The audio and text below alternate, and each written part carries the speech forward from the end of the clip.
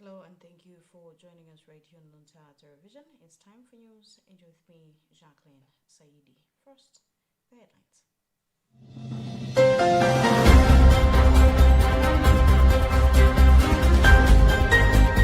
Pope Francis receives Brazil's president for an audience in the Vatican.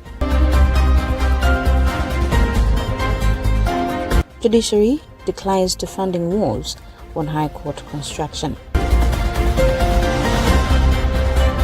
Ministry of Agriculture assures tobacco farmers of its full support to realize maximum returns. And in other news, diplomatic missions in Sudan condemns attack on embassies.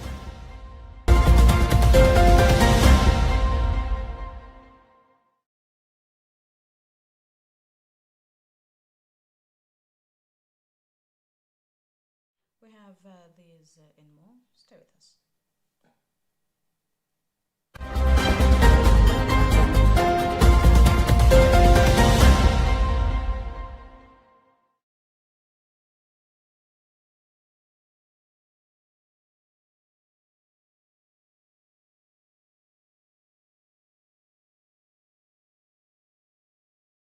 Brazil's President Luiz Inácio Lula da Silva met with the Holy Father Pope Francis at the Vatican on 21st June, his first time since being re-elected president in 2022. In a written communication by the Holy See Press Office, it was noted that during the meeting there was a positive exchange of views on the socio-political situation in the region. Further, it indicated that themes of common interest were discussed, such as the promotion of peace and reconciliation, the fight against poverty and inequality, respect for indigenous people, as well as protection of the environment. We have a Vatican News report. The audience on 21st June between Pope Francis and Brazilian President took place at the Vatican in a warm and cold atmosphere as they have known each other for many years. It marked President Lula's first visit to the Vatican since his re-election in November 2022 to lead the country for the third time. Following a meeting with Italy's President Sergio Mattarella, the Brazilian president arrived at the Vatican where he met with the Pope. The Holy Father offered his World Day of Peace message for 2023, the document on human fraternity signed in Abu Dhabi, the book on the Statue of Liberty of 27 March 2020, published by the Vatican publisher LEV, and a bronze bas-relief entitled Peace is a Fragile Flower. Pope Francis spoke a few words in Spanish, noting that we are in a time of war and peace is very fragile. The First Lady of Brazil offered a statue of Our Lady of Nazareth from Belém, Brazil. The Brazilian leader then headed to the Vatican Secretary of State for talks with Archbishop Edgar Pena Pella, substitute for General Affairs at the Secretariat of State. Cardinal Pietro Parolin, Vatican Secretary of State, is currently in Udine, Italy, for the presentation of a book on Albania.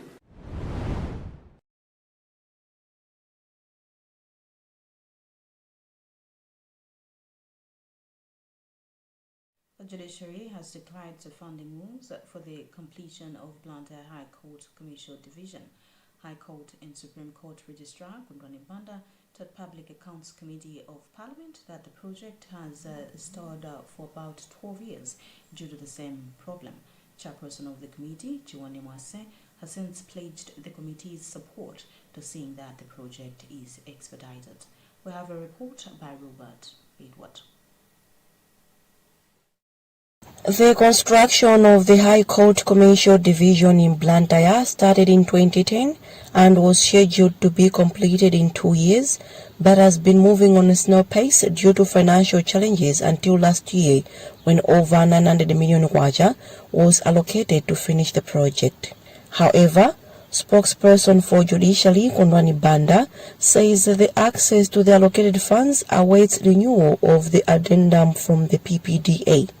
In short, when we talk about the Commercial Court Division of the High Court of Malawi, it's a project that started in 2010. The intention was that the project must take about 2 years. But as it transpired, the project is yet to be completed up to now. It is in its final phases, but we've had challenges of funding. We have engaged the Treasury on several occasions. They had promised us, but I think on the way, still because of the national cake and how to divide it, I think there were challenges. But in this last funding, we've been given some money for us to do part of the work with a promise and undertaking by the Treasury that come media review, once this is done, they'll also give us that. As we speak, we're just waiting for a renewal from PPDA for us to continue with the project. The court appeared before Public Accounts Committee of Parliament earlier today to answer audit query from the Auditor General's report. There were 14 queries, most of which were cleared. But speaking during the proceedings, Chairperson of the committee, Chiwone Mwase, sent a word of caution to the judiciary on a procurement query, but was quick to pledge the committee's support to addressing the challenge for execution of the project.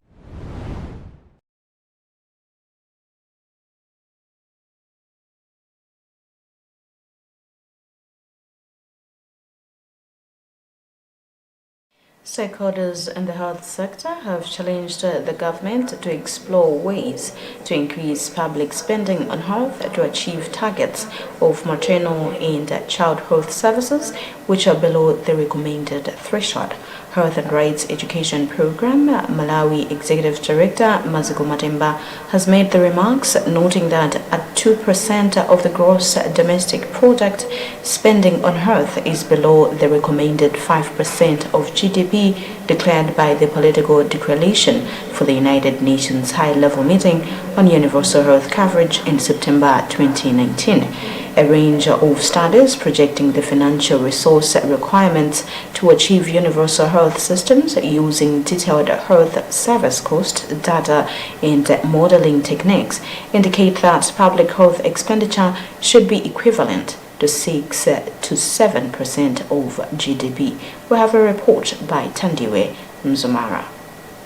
According to data from the 2018 World Health Report, government spending on health of more than 5% of GDP is required to achieve a conservative target of 90% coverage of maternal and child health services.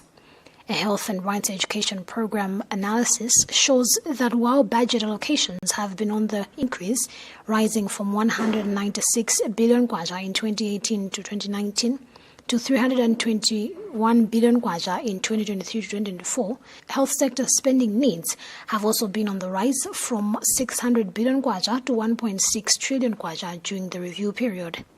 Budget allocations channeled to sexual and reproductive health have also improved from 200 million kwacha in 2021 to 2022 financial year to 475 million kwacha in 2022 to 2023 financial year, and for the 2023 to 2024 financial year, the SRH budget line has been allocated 570 million kwacha, a 20% increase from the previous year's allocation. According to HREP Malawi Executive Director Maziko Matemba, it is important to note that although the overall increase in the SRH budget line indicates a positive trend towards prioritizing SRH in the health sector, SRH accounts for 0.18% of the entire health sector budget, which is the same as the previous year. At our health strategic plan, 3 issues of reproductive maternal newborn are still bottleneck in addressing health inequalities in the reproductive maternal health. It's least supported. It's 0.18% of the total health budget. And looking at the overall national budget, we find it is very small. Currently, Malawi government allocates 9% of its annual budget to the health sector against a 15% requirement set in the Abuja Declaration, which Malawi is a party to.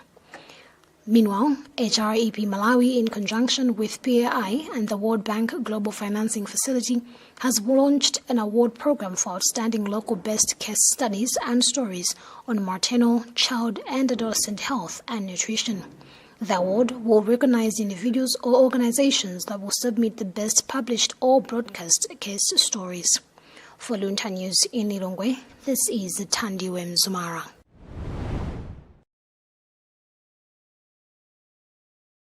The Minister of Local Government, Unity and Culture, Owen Shomanika, has installed Lamek Black as the new traditional authority in Msamala in Balaka district.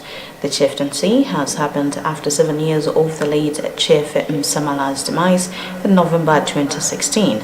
The installation will now see the area having good management and administration, which has been compromised in the past years due to the absence of the chieftaincy. Rashida Matandika reports. During the installation ceremony, Chomanika called on the community under the DA to accord him full respect, noting that sometimes communities do not respect their leaders.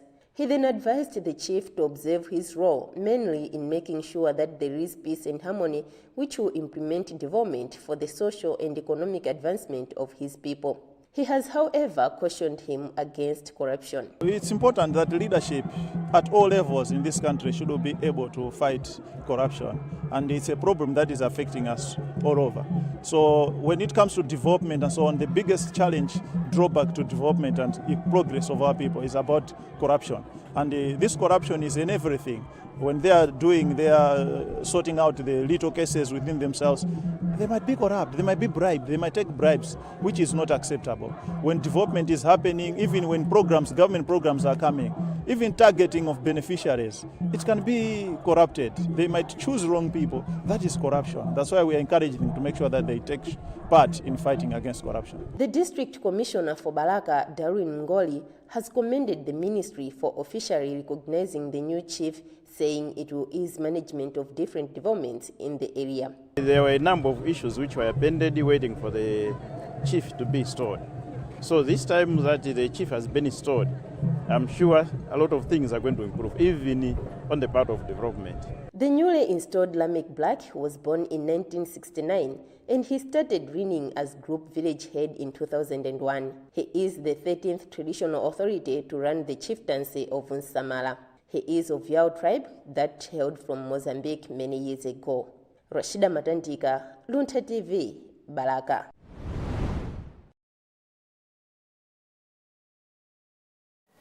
Remember, it's news time right here on Luntha Television. We'll be back after the break.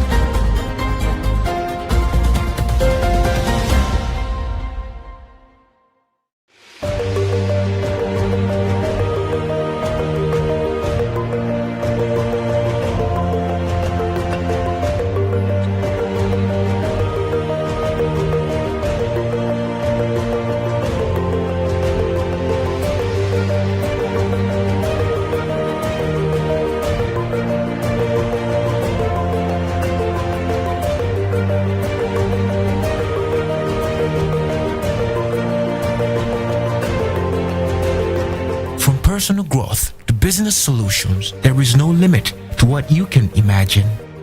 It's time to reimagine banking. Centenary Bank, our bank.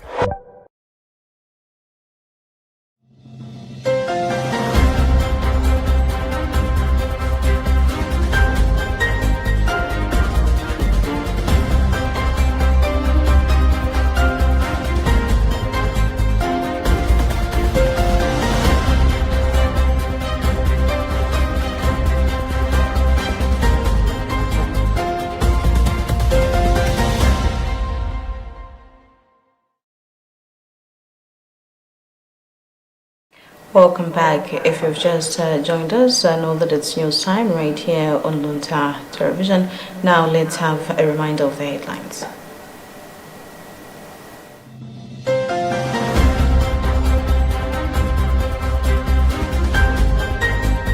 Pope Francis receives Brazil's president for an audience in the Vatican. Judiciary declines to funding wars on High Court construction. Ministry of Agriculture assures tobacco farmers of its full support to realize maximum returns. And in other news, diplomatic missions in Sudan condemns attack on embassies.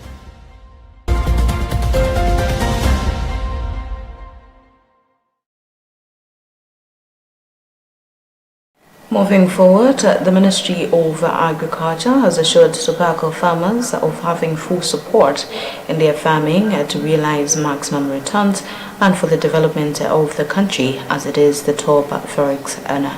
Speaking today at the Golden Peacock Hotel during the official opening of the Tama Farmers Trust 35th Annual Congress in Lilongwe, Minister responsible, Honorable Sam Kawali, who was also the guest of honor, reassured tobacco producers of government support and asked the farmers to follow proper farming procedures to ensure quality leaf is brought on the market. Roderick Guani reports. Tobacco is still topping the list of major forex earners in the country. As though it is the case, the industry still faces a lot of hiccups, ranging from lack of production capital to low and unattractive prices on the market. Tobacco farmers in the country have been crying to the government and to other stakeholders to negotiate for good prices, but very little efforts have been made.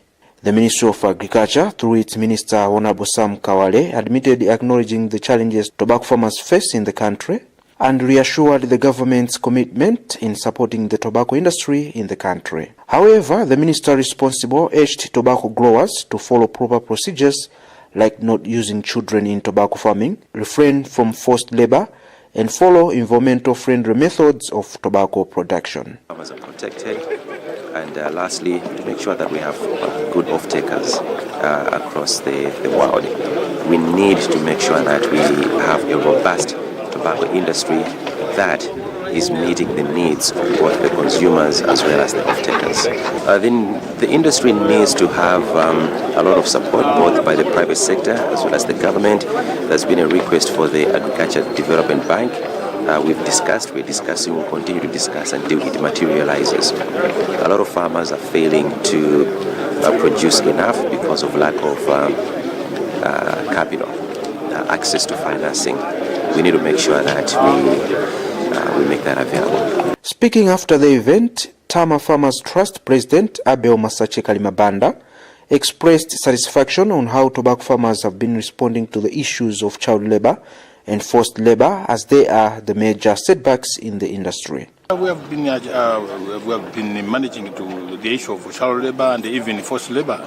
As you may be aware, we have been awarded a trophy by His Excellency the State President Lazarus Bakari, because we have been achieving in managing child labor. We don't allow our farmers to use child labor. We don't allow our farmers to use forced labor.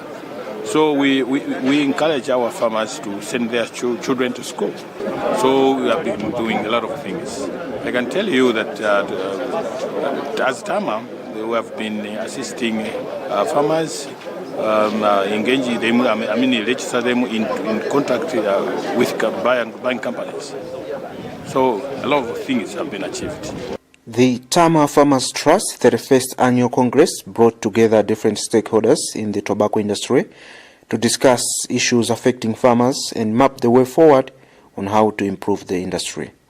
For Luntha Television News in Lilongwe, this is Roderick Guani.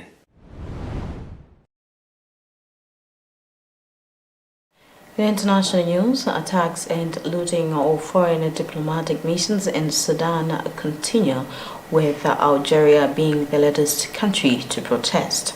On Wednesday, the Algerian Foreign Ministry said its ambassador's residence in the capital Khartoum was stormed and ransacked the day before. It further called on Sudanese authorities to prosecute those responsible. We have a BBC report being read by Tandiwe Mzumara.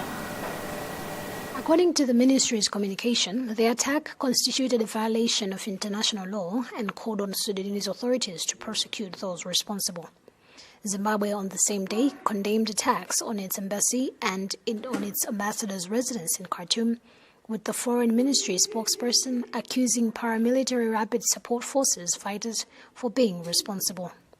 He said they have reports that most of the country's properties were also targeted to take advantage of the war to loot properties of their diplomats and their embassy there. On Tuesday, Mauritania said its embassy in Khartoum was similarly stormed and looted by armed men. Mauritanian media reported that at least 3 vehicles used by the ambassador and staff were stolen. The Sudanese army has repeatedly blamed the attacks on diplomatic missions on the RISF, which denies involvement. That also concludes our news reports, but before we go, let's have another look at the headlines.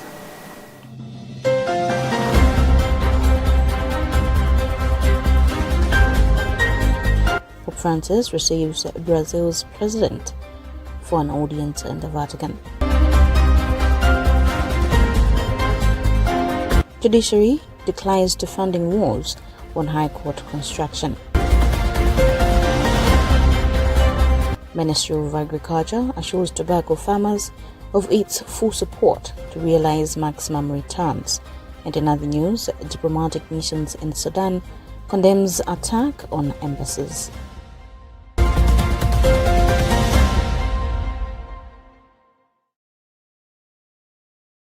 My name is Jacqueline Saidi. Thank you very much for watching Luntha television and stay safe.